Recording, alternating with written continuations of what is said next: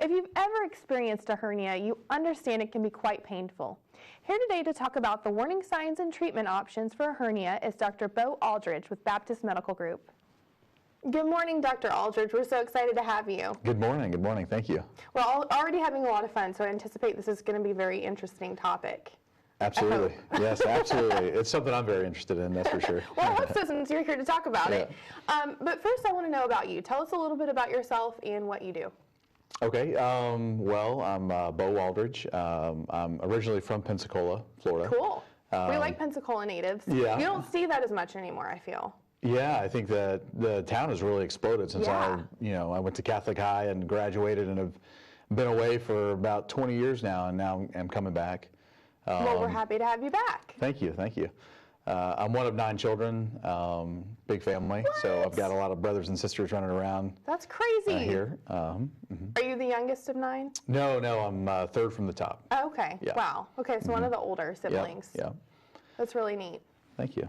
Well, let's talk about hernias.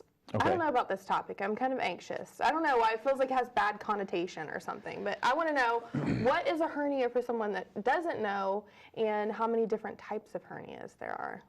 Well, a hernia really is just a hole.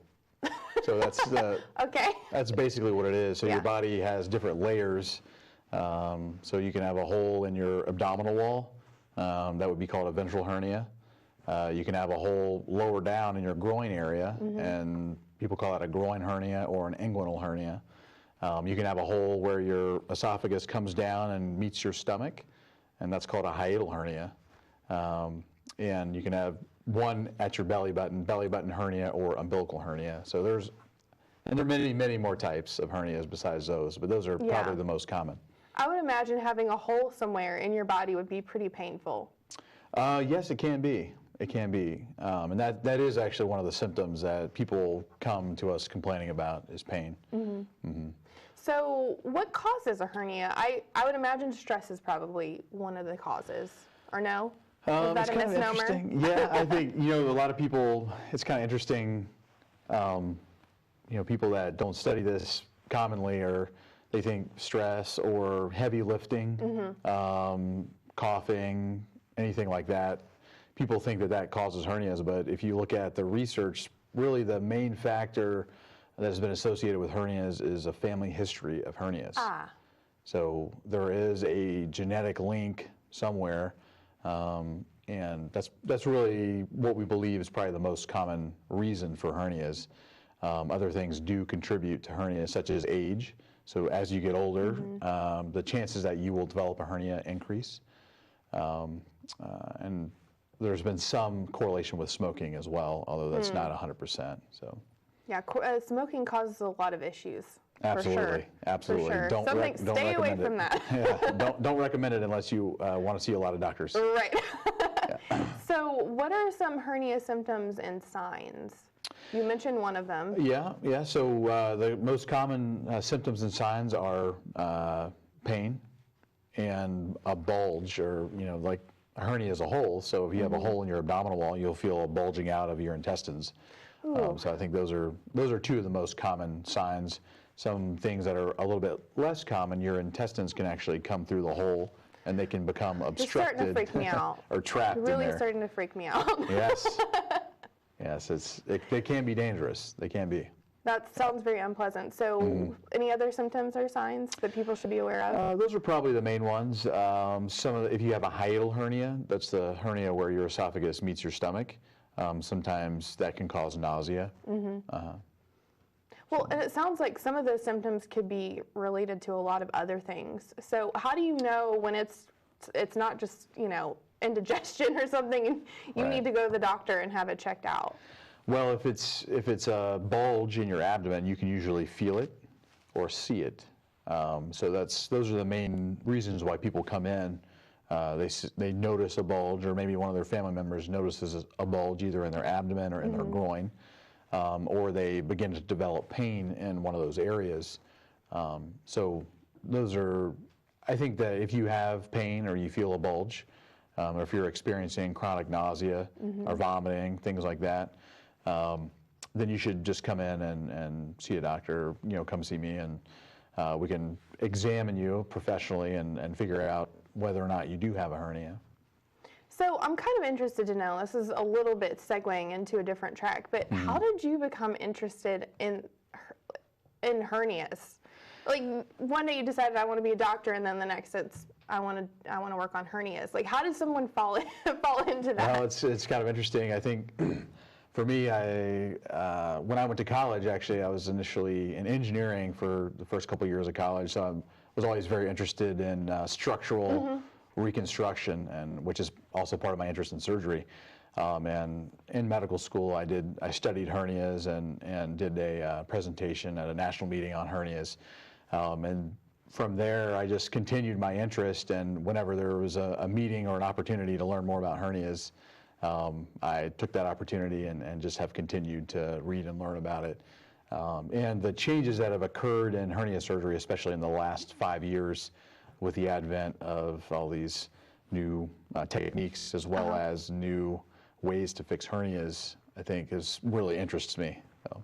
Well, and you talked about advancement. Sometimes I think about if I lived, 100 years ago, like if I had a hernia, I'm really grateful that I'm glad I live in this day and age when if there's some kind of medical crisis, chances are it could be taken care of pretty painlessly. So I can't even imagine. I'm grateful for those advancements for sure.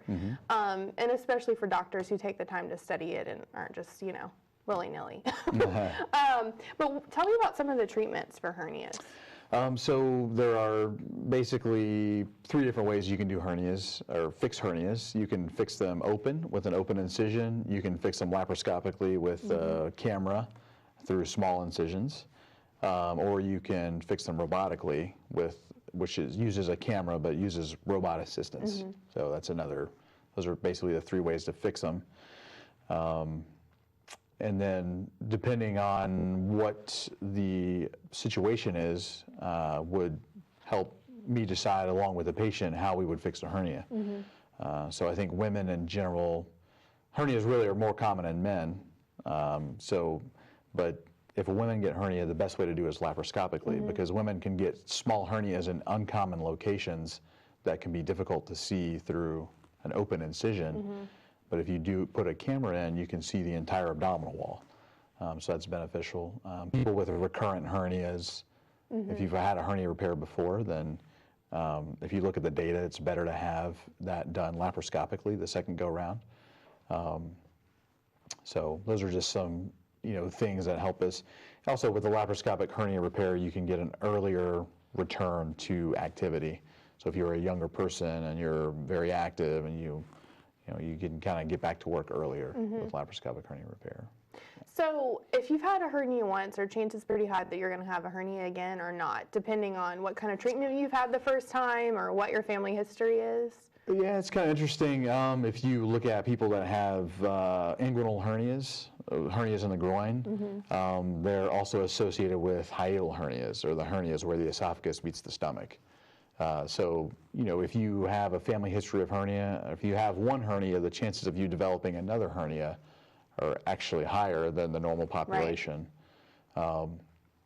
If you have your hernia repaired, whether or not it comes back is dependent on a lot of different factors that mainly depend on the size of the hernia and patient factors as well, and how the hernia is repaired.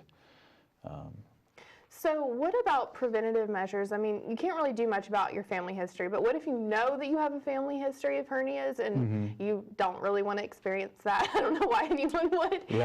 Is there something you can do just to avoid even getting it? I mean, there really is not anything that's known to prevent hernia occurrence if you don't already have a hernia. So, there's no reason if your father has a history of hernia, there's no reason for you to limit your lifting or anything like that. Of course, you shouldn't be smoking. Sure. But other than that, there's really not any known patient factors, modifiable risk factors, things that you can do to prevent those from happening. Okay. Well, you mentioned earlier some of the surgeries that you can have to repair hernias. What are some of the risks, if any, of hernia surgery? So the main risk with, let's just talk about groin hernias. The main risk of groin hernia is chronic pain. And that occurs, it occurs in about 5% of people, or less, usually.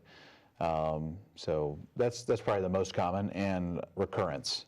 So these are probably the two most common complications. The recurrence rate for a groin hernia is probably about 2%. Oh wow, that's Yeah, very 2 to 5%. nominal. Yeah, it's very, very low. Yeah. And that's by, we use a piece of mesh that we place into the incision that will, sort of plugs the hole.